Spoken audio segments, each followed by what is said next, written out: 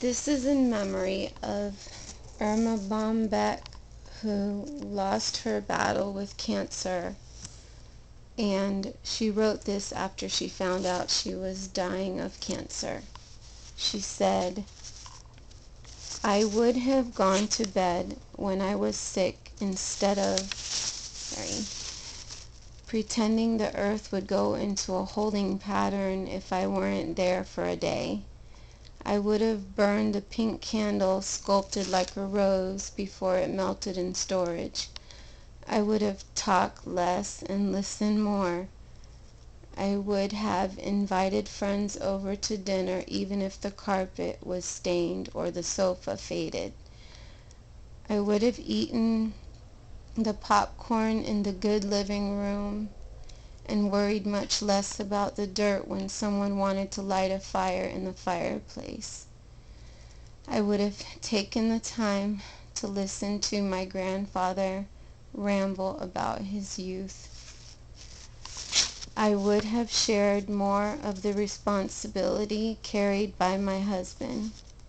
I would never have insisted the car windows be rolled up on a summer day because my hair had just been teased and sprayed. I would have sat on the lawn with my grass stains. I would have cried and laughed less while watching television and more while watching life." Amazingly inspiring. I would never have bought anything just because it was practical, wouldn't show soil, or was guaranteed to last a lifetime. Oh, sorry, I'm a little slow there. I would have never bought anything just because it was practical, wouldn't show soil, or was guaranteed to last a lifetime. Instead of wishing away 9 months of pregnancy, I'd have cherished every moment and realized that the wonderment growing inside me was the only chance in life to assist God in a miracle. That is great. When my kids kissed me impetuously, I would never have said later, "Now get washed up for dinner." There would have been more "I love yous" and more "I'm sorries." But mostly given another shot at life, I would seize every minute, look at it and really see it, live it and never give it back. Stop sweating the small stuff. Wow, that is so inspiring. And it says, if you don't mind to send it to all the women you're grateful to have as friends. I would give it to guys too, but of course the guys, you'd have to apply it in a masculine way, but I feel like that, and somehow strangely the CFS in me is so slow and progressive. It's so slow and progressing that I was able to see that that's what really mattered, is that we kiss our children and say "I love you," that we treat our neighbor kind, that it's how, like my son said yesterday, if we have God's love, it'll show by its fruit. And it says the fruit in Galatians 5:22, for the fruit of the Spirit is love, joy, peace, patience, kindness, long-suffering. Long-suffering, I'm learning that one real well. And self-control. And that one too, because you want to give up in a moment of adversity when it's too hard. But that's an inspiration that we have life and it's a gift. And I even let that touch me right now because I'm wiped out from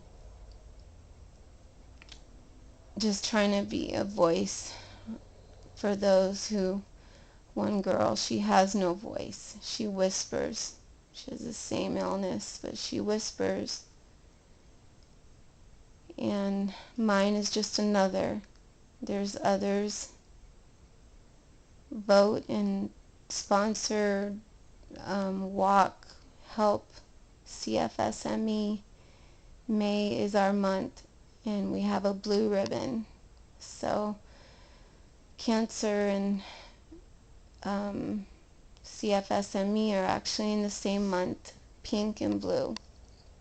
And blue is my favorite color, actually. It would be on my horrible disease, but I do,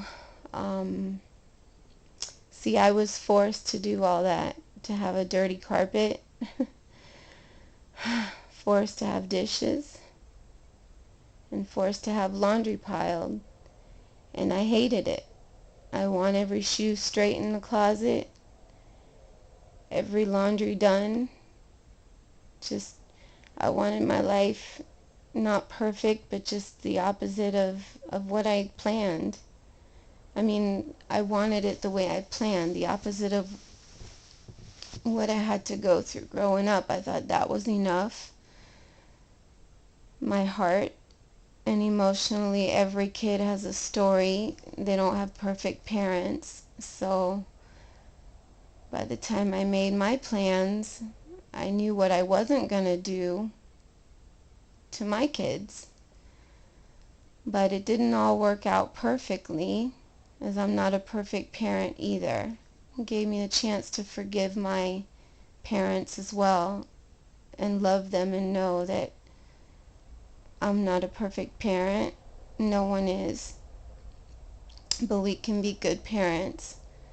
God made us to be a family, and we can love our children and give them the best we can, leave them a legacy of love. And most of all, you, my children, know of Jesus.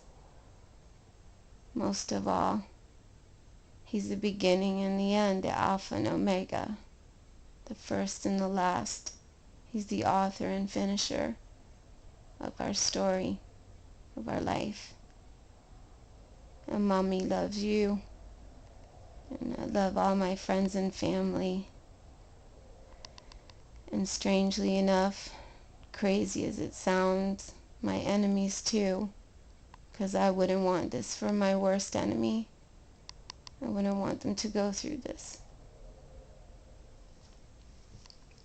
God bless you all.